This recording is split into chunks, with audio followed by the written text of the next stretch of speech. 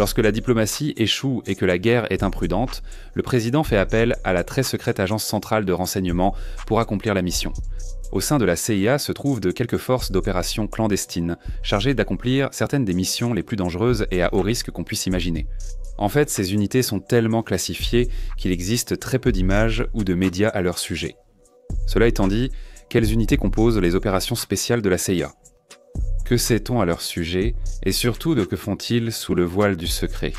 Salut à tous. Je suis Vinny, le vétéran derrière General Discharge. Rejoignez-nous alors que nous plongeons dans certaines des putantes des unités d'opération noires sur les pays les plus secrètes et mystérieuses au monde. Voici les opérations spéciales de la CIA. Spécialisées dans les raids, embuscades, sabotage, assassinats co-ciblés et guerres non conventionnelles. Il ne s'agit pas de la Delta Force ou de l'équipe Sea, Air and Land 6. Nous parlons de l'équivalent d'élite de niveau 1, connu sous le nom de Centre d'activité spéciale. Les États-Unis ont 3 options lorsqu'ils prennent des mesures pour la sécurité nationale. La diplomatie, l'action militaire, puis l'action clandestine. Quand une 3e option est nécessaire, ils sollicitent le Centre des activités spéciales, expert en action clandestine. Ils prennent ça très au sérieux puisque leur devise est littéralement en latin 3e option. Auparavant appelée la Division des activités spéciales, le Centre des activités spéciales de la CIA est une division de l'Agence centrale de renseignement responsable des opérations clandestines et des opérations paramilitaires. Bien que non militaire, le Special Activities Center est souvent considéré comme équivalent aux unités d'élite du Joint Special Operations, commande signifiant qu'ils exécutent certaines des missions clandestines les plus secrètes imaginables. Le Centre des activités spéciales est composé du groupe des opérations spéciales et du groupe d'action politique. Nous explorerons le groupe d'action politique plus tard. Pour l'instant, concentrons-nous sur SALC. Les agents du groupe des opérations spéciales sont officiellement nommés officiers de compétences spécialisées par la CIA. Le groupe des opérations spéciales est souvent vu comme l'une des forces spéciales les plus secrètes des États-Unis. Opérant avec moins d'une centaine d'agents qui sont pour la plupart sélectionnés parmi les meilleurs des forces spéciales militaires comme la Delta Force, le United States Naval Special Warfare Development Group, les Navy SEALs et les Bérets Verts, ces opérateurs hautement qualifiés participent à des missions à travers le monde dans lesquelles les États-Unis ne souhaitent pas être officiellement impliqués. C'est exact, les missions auxquelles participe le Special Activities Center sont tellement secrètes que, si quelqu'un ou quelque chose est compromis lors d'une mission, le gouvernement américain peut nier toute connaissance et désavouer les opérateurs. Le Centre des activités spéciales comprend différentes composantes, chacune spécialisée dans un domaine de la guerre ou un environnement particulier, afin de fournir des capacités sur tout le spectre des conflits, similairement à une force d'opération spéciale. D'après ce que l'on sait, il existe 4 branches différentes au sein du Centre des activités spéciales. Les branches terrestres, maritimes, aériennes, blindées et des programmes spéciaux. La branche terrestre supervise toutes les opérations secrètes menées sur le terrain. Les opérateurs de cette branche sont souvent d'ex-membres de la Delta Force ayant les compétences requises pour être efficaces dans ce milieu. Ce sont des experts en surveillance, armes légères, techniques de terrain et de métier, combats rapprochés, sauvetage d'otages et conduite avancée. Quant à la branche maritime, ceux qui travaillant dans ce domaine sont responsables des missions spécialisées impliquant l'eau. Les membres sont des experts dans diverses compétences maritimes sophistiquées, notamment le visit, board, search and seizure, la plongée de combat et l'utilisation d'embarcations spécialisées. Les Navy SEAL, les opérateurs de United States Naval Special Warfare Development Group et les Marines de la force de reconnaissance forment la majorité de cette branche à cause des environnements où ils doivent opérer. La branche aérienne est en charge des activités aéronautiques du Centre d'activité spéciale. Des pilotes et experts en aviation hautement qualifiés travaillent dans ce secteur, fournissant des moyens de transport et d'exfiltration exceptionnels aux opérateurs. Le Joint Special Operations Command a les Night Stalkers et le Centre d'activité spéciale a sa propre branche aérienne.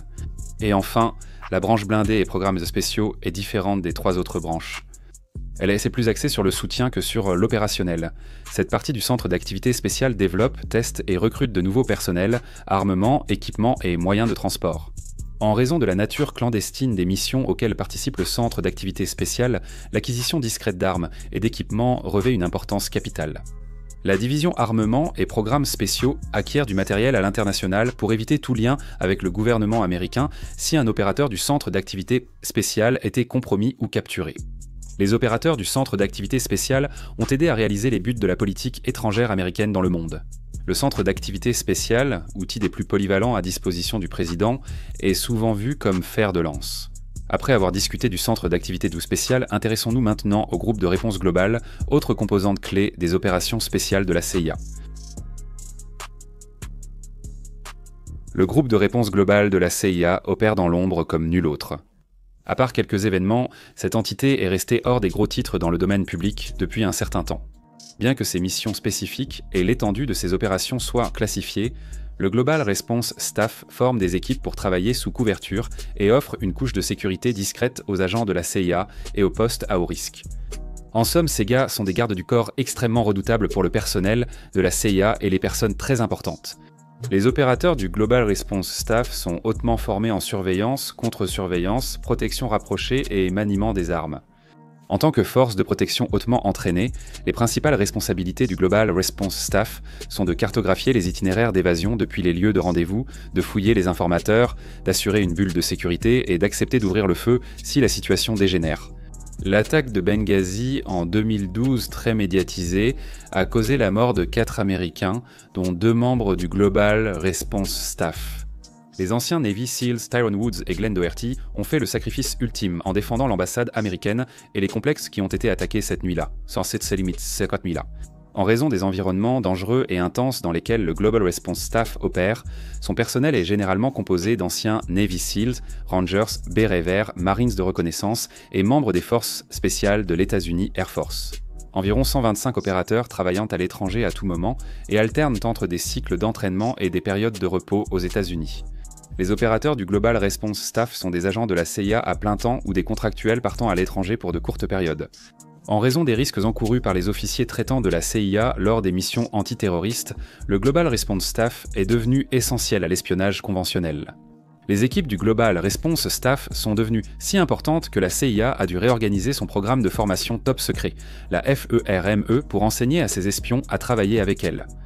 Bien que l'agence ait créé le Global Response Staff pour protéger les officiers dans des zones de guerre comme l'Irak et l'Afghanistan, il a été étendu pour protéger des bases secrètes de drones, ainsi que des installations et des officiers de la CIA dans des endroits tels que le Yémen, le Liban et Djibouti. De plus, le Global Response Staff assure parfois la sécurité du personnel d'autres agences, comme les équipes de la National Security Agency, déployant des capteurs ou du matériel d'écoute dans les zones de conflit. Cela nous amène à notre prochaine unité des opérations spéciales de la CIA, le service de collecte spéciale.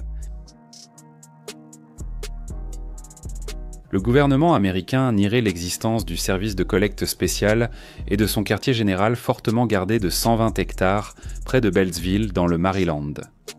Il n'y a rien à voir ici. Le service de collecte spéciale, nom de code F6, est un programme top secret conjoint entre la CIA et la National Security Agency, financé par des fonds noirs. Opérant en équipe de 2 à 5 hommes, le service de coopération technique est principalement responsable de placer des dispositifs d'écoute et des micros ultra sophistiqués dans des endroits difficiles d'accès, comme les ambassades et installations étrangères. En somme, des agents qualifiés s'introduisent secrètement dans une zone interdite pour y placer des micros afin de récolter des renseignements à l'insu de l'ennemi. Parfois, ils n'ont même pas besoin de s'infiltrer. Certains travaillent simplement sous couverture en tant qu'agents du service extérieur ou hommes d'affaires. Ils sont connus pour utiliser des équipements techniques spécialisés et diverses techniques d'interception des communications, notamment par satellite, micro-ondes, cellulaire et sur fibre optique. De plus, le personnel du service de collecte spéciale est littéralement les MacGyver de l'espionnage. Ils peuvent créer des dispositifs d'écoute complexes à partir d'objets du quotidien anodins, tel un parapluie qui devient une antenne parabolique. Et dès les années 1980, le personnel du service de collecte spéciale était capable d'utiliser des lasers invisibles pointés sur des fenêtres pour décrypter des conversations simplement en mesurant les vibrations du verre. Ce qu'ils font est absolument fou. Maintenant que nous avons parlé du service de collecte spéciale, passons aux officiers des opérations paramilitaires de la CIA. Le centre des activités spéciales de la CIA comprend le groupe des opérations spéciales et le groupe d'action politique, comme mentionné précédemment. Les officiers des opérations paramilitaires dirigent le groupe d'action politique, un des éléments les moins médiatisés du centre des activités spéciales. Le groupe d'action politique est responsable des activités clandestines liées à l'influence politique et aux opérations psychologiques. La guerre économique et la cyberguerre se concentrent sur la politique et l'influence. Surtout dans les situations où les États-Unis ne veulent pas être directement associés à ce que fait le groupe d'action politique. Beaucoup de leurs missions sont donc considérées comme des opérations clandestines. Les personnels militaires d'opération peuvent former des équipes improvisées, agissant comme de petites forces de frappe menant des raids d'action directe sous l'autorité du titre 50 pour des actions clandestines. Non seulement cela, mais les personnels militaires d'opération travaillent à tas souvent seuls dans la poursuite de leur mission. Grâce au déni plausible du titre 50 américain, les personnels militaires d'opération dirigent des programmes d'action clandestines ordonnés par le président et recueillant des renseignements étrangers cruciaux pour les décideurs en sécurité nationale. Ils opèrent dans des endroits isolés derrière les lignes ennemies pour mener des actions directes, y compris des raids et du sabotage, du contre-espionnage, la guerre de guérilla et non conventionnelle, la lutte antiterroriste et des missions de sauvetage d'otages, en plus de pouvoir mener des opérations d'espionnage grâce à des sources de renseignements humains. En tant que professionnels orientés vers l'action et les résultats, cette attitude Johnson et des ils assument des responsabilités exigeantes, prennent des risques personnels importants et sont redevables des résultats. On attend d'eux qu'ils soient des leaders et des gestionnaires, dirigeant des opérations paramilitaires et de renseignement sur le terrain. Être dans ce domaine exige d'eux d'être des touche-à-tout dans un environnement exigeant et à rythme soutenu. Une année, ils vivent sur une montagne et la suivante, ils côtoient des diplomates lors de cocktails. Les personnels militaires d'opération sont recrutés non seulement parmi les anciens opérateurs des forces spéciales, mais aussi parmi les forces conventionnelles et par des mouvements latéraux au sein de la Central Intelligence Agency, en raison de leur polyvalence. Les personnes avec le bon parcours, les compétences et la mentalité peuvent intégrer ce domaine prestigieux et secret. Bien que les officiers des opérations paramilitaires et le groupe d'action politique ne représentent qu'une infime partie de la CIA, leurs efforts ont un impact considérable sur le renseignement et les opérations des États-Unis. Quand tout est dit et fait, soyons honnêtes ici. Vous savez maintenant à peu près tout ce que le gouvernement américain vous autorise à savoir sur les opérations spéciales de la CIA. Les hommes et les femmes qui travaillent dans ces domaines œuvrent dans le secret et sans reconnaissance au quotidien, tout cela au nom du service de leur pays. Même si nous ne saurons probablement jamais toute l'étendue des activités des opérations spéciales de la CIA, ni comment elles sont utilisées, nous savons qu'elles ont un impact majeur et qu'elles continueront à œuvrer discrètement dans l'ombre en tant que héros méconnus. Pour en savoir plus sur les opérations secrètes de la CIA, consultez le livre « Surprise Kill Vanish ». Merci d'avoir regardé. Voulez-vous vraiment être ici ? Tous tes amis s'abonnent à Général Discharge et toi tu ne veux même pas être ici.